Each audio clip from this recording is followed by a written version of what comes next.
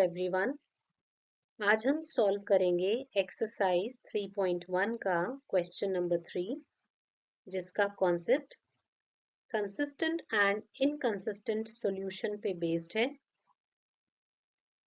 ये कॉन्सेप्ट मैंने अपनी प्रीवियस क्लास में आपको एक्सप्लेन किया है, जो क्वेश्चन नंबर 2 के लिए था।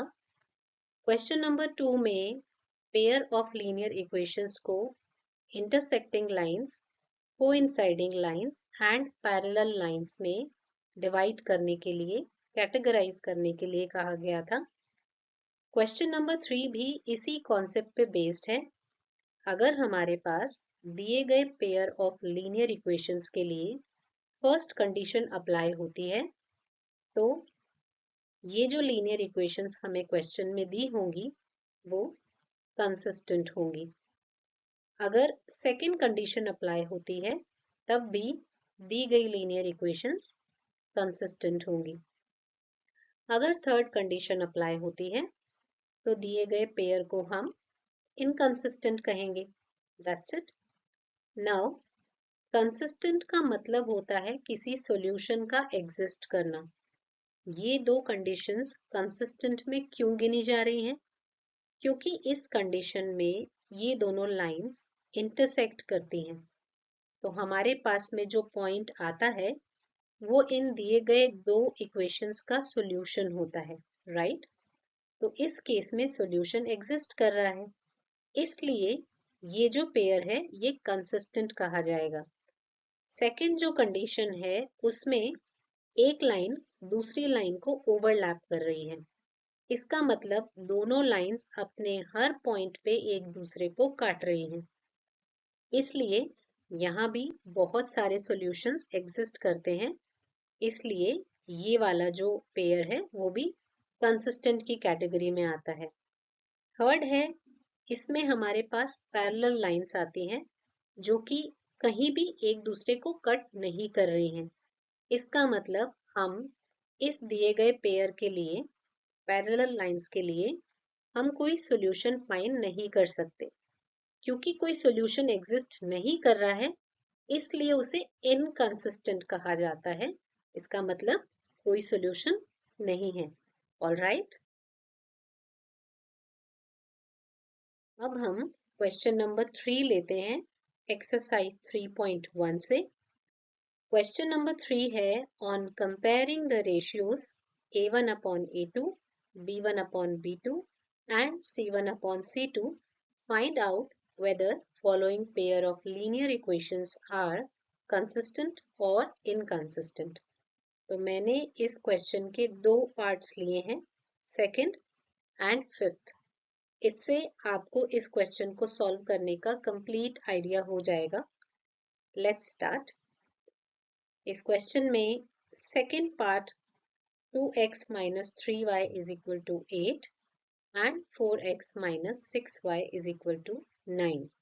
Now pair of linear equation का जो जनरल फॉर्म हमने पढ़ा है वो है ऐसा, जिसमें फर्स्ट टर्म x की होती है, सेकेंड टर्म y की होती है एंड थर्ड टर्म कांस्टेंट होती है, उसके बाद इक्वल्स टू 0 होता है।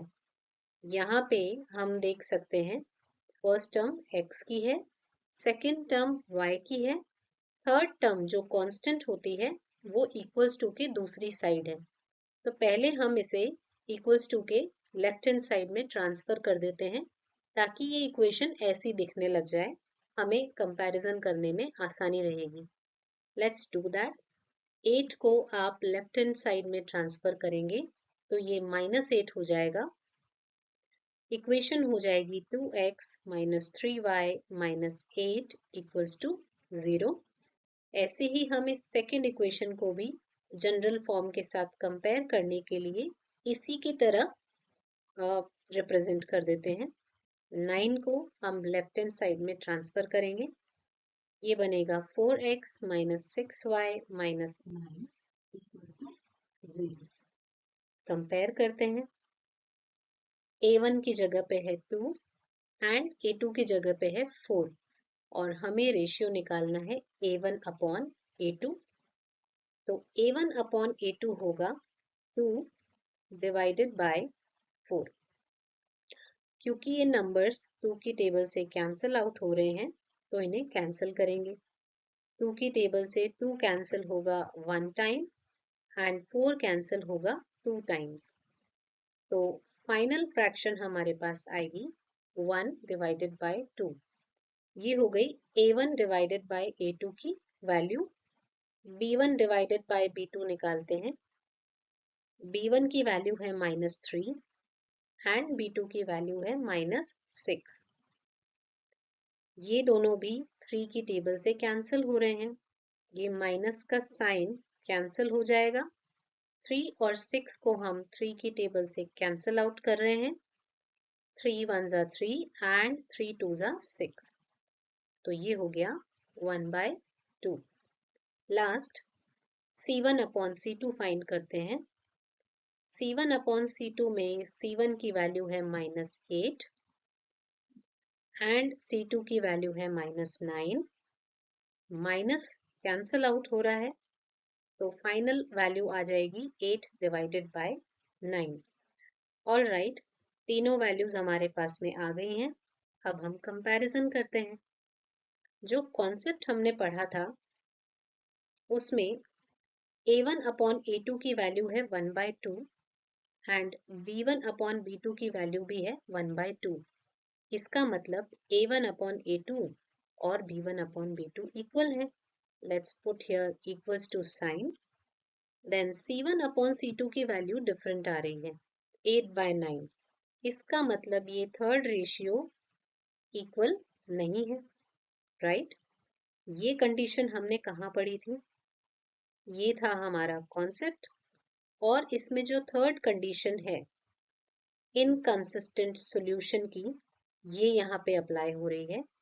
तो इस वाले पेयर ऑफ लीनियर इक्वेशन का सॉल्यूशन कैसा होगा? इनकंसिस्टेंट। तो हमारा आंसर हो जाएगा inconsistent. That's it. Question number 3 का ही 5th पार्ट हम सॉल्व कर लेते हैं। इसमें भी फर्स्ट इक्वेशन जो है उसमें कांस्टेंट राइट हैंड साइड में है, तो पहले इसे लेफ्ट हैंड साइड में ट्रांसफर कर देते हैं। 8 लेफ्ट हैंड साइड में ट्रांसफर होके बनेगा -8 और ये इक्वेशन हो जाएगी ऐसी। सेकेंड इक्वेशन में भी 12 को लेफ्ट हैंड साइड में ट्रांसफर कर देंगे तो 12 हो जाएगा -12। ये हो जाएगी इक्वेशन। नाउ कंपैरिजन कर देते हैं। जब हम कंपेयर करेंगे A1 की वैल्यू होगी 4/3 एंड A2 की वैल्यू होगी 2। रेशियो फाइंड करते हैं। A1 की जगह हम लिखेंगे 4/3 एंड A2 की जगह हम लिखेंगे 2। नाउ इसमें फ्रैक्शन के डिवीजन में होल नंबर है, कैसे सॉल्व करेंगे? फ्रैक्शन का जो डिनोमिनेटर है 3, उसे इस होल नंबर के साथ मल्टीप्लाई किया जाता है। ये रूल है। अगर आपको नहीं पता है तो मैं एक्सप्लेन कर देती हूँ। किसी भी फ्रैक्शन के डिवीजन में अगर कोई होल नंबर हो तो जो फ्रैक्शन ऊपर आ रही है उसके डिनोमिनेटर को नीचे वाले होल नंबर के साथ मल्टीप्लाई करा जाता है। तो नीचे होल नंबर है 2 और डिनोमिनेटर है 3। ये दोनों मल्टीप्लाई हो जाएंगे। ये बनेगा 4/6। 4 और 6 2 की टेबल से कैंसिल आउट हो रहे हैं। 2 2 जा 4 एंड 2 3 जा 6। फाइनल वैल्यू आ जाएगी 2/3।